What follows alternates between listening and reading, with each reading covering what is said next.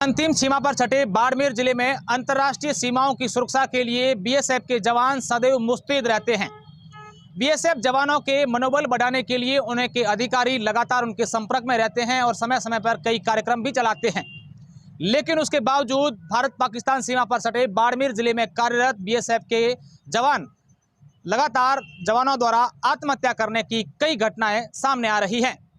बीते दिन बाड़मेर जिला मुख्यालय स्थित 142 सेक्टर मुख्यालय में कार्यरत हेड कांस्टेबल दिनेश कुमार ने अपनी सर्विस राइफल से खुद को गोली मारकर आत्महत्या कर ली। घटना की जानकारी मिलने के बाद ग्रामीण पुलिस मौके पर पहुंची एवं मृतक के शव को जिला अस्पताल स्थित मोर्चरी लाया गया और पोस्टमार्टम के बाद उनके शव को परिजनों को सुपुर्द किया गया। दरअसल दिनेश कुमार मूलतः मध्य प्रदेश के भिंड जिले से हैं और पिछले 4 वर्षों से बाड़मेर बीएसएफ में कार्यरत हैं। 51 वर्षीय मदन कुमार अपनी पत्नी व एक बेटे के साथ बाड़मेर में रहते थे और उनका एक बेटा मध्य प्रदेश में ही नौकरी करता है। पोस्टमार्टम के बाद मदन लाल के शव को सैन्य सम्मान के साथ उनके पैतृक गांव रवाना किया गया है एवं आत्महत्या के कारणों का पता लगाने के लिए ग्रामीण पुलिस जुट गई है। कोटा पुलिस कप्तान केसर सिंह शेखावत के आज जारी किए गए एक सख्त आदेश के बाद शहर पुलिस बेड़े में हड़कंप के हालात बन गए। एसपी सिटी ने आदेश जारी किया है कि कोटा शहर के भीतर से बहने वाली चमल नदी और इससे निकलने वाली इसकी नहरों और बड़ी वितरिकाओं में अगर कोई भी स्नान करता हुआ पाया गया तो इसके लिए संबंधित एसएचओ की जिम्मेदारी तय मानी जाएगी और उसके खिलाफ न सिर्फ एक्शन बल्कि सख्त एक्शन लिया जाएगा और नदियों और नहरों के किनारों पर बरती जा रही इस जानलेवा लापरवाही को आत्महत्या के लिए उकसाने जैसे मामले की कैटेगरी में कैटेगराइज किया जाएगा। असल में कोटा में धुरंडे के दिन शहर के कई इलाकों में भीषण जलजनित हादसे हुए हैं। 5 लोग नहरों में गिर गए और डूबकर मर गए। इस पूरे मामले में लोकसभा स्पीकर ओम बिरला ने भी हालातों पर गंभीर चिंता का इजहार किया था।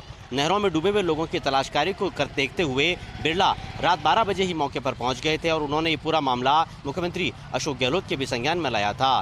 बिरला ने कहा है कि ऐसे मामलों में बड़े अधिकारियों को और ज्यादा गंभीर और संवेदनशील होने की दरकार है। बहरहाल सिटी एसपी केसर सिंह शेखावत की मॉनिटरिंग में आज निगम गोताखोरों ने कल से लेकर आज तक के किए गए प्रयासों के बाद नहरों से 5 शवों को रिकवर करके और मोर्चरी में पहुंचाया, जहां से इन शवों को परिजनों को सौंप दिया है। लेकिन इसके लिए कलेक्टर हरिमोहन मीणा और एसपी शेखावत को हस्तक्षेप करके बड़े अधिकारियों से बात करनी पड़ी और चंबल की नहरों में जल प्रवाह को बंद कराना पड़ा। ऊर्जा मंत्री भंवर सिंह भाटी बीकानेर दौरे पर रहे। सुबह होली की रामाश्यामा का दौर चला, बड़ी संख्या में लोग पहुंचे तो उसके बाद देशनोक के दौरे पर रहे। यहां पर 209 लाख की लागत से नए विकास कार्यों का शिलान्यास हुआ तो करीब 121 लाख की लागत से होने वाले विकास कार्यों का लोकार्पण किया गया। भंवर सिंह भाटी ने कहा कि कोलायत उनका परिवार है। निश्चित तौर पर जिस गति से काम हुए हैं, लोगों की अपेक्षा बढ़ी है। मेरी कोशिश रहेगी कि इस अपेक्षा पर खरा उतरूं। लेकिन साथ ही साथ बढ़ते कोयले संकट को लेकर उनका कहना था कि निश्चित तौर पर 2-3 दिन का ही कोयले का भंडारण है। हम लगातार केंद्र सरकार और छत्तीसगढ़ के मुख्यमंत्री से बातचीत कर रहे हैं। हम कोशिश इसी बात की कर रहे हैं कि हमारे हिस्से का कोयला हमें मिले, लेकिन रूस यूक्रेन संकट के चलते भी दिक्कत हुई है।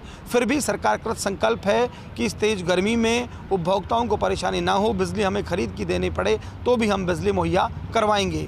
तो इधर आज बीकानेर पुलिस को बड़ी सफलता मिली। दरअसल होली पर एक डबल मर्डर हो गया था, यानी दोहरा हत्याकांड।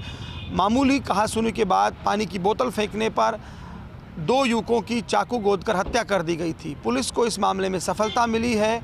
एक मुख्य आरोपी को गिरफ्तार कर लिया। आज additional SP city Amit Kumar ने प्रेस कॉन्फ्रेंस की। इस पूरी कार्रवाई में मनोज कुमार शर्मा बीचवाल थाना अधिकारी और के अलावा सदर थाना अधिकारी सहित अन्य पुलिसकर्मियों का भी महत्वपूर्ण योगदान रहा। तो कहा जा सकता है कि पुलिस के लिए एक राहत की बात रही, जहां होली पर रंगों की बजाय खून की होली खेली गई, लेकिन पुलिस ने तेजी दिखाई और आरोपी को गिरफ्तार कर लिया।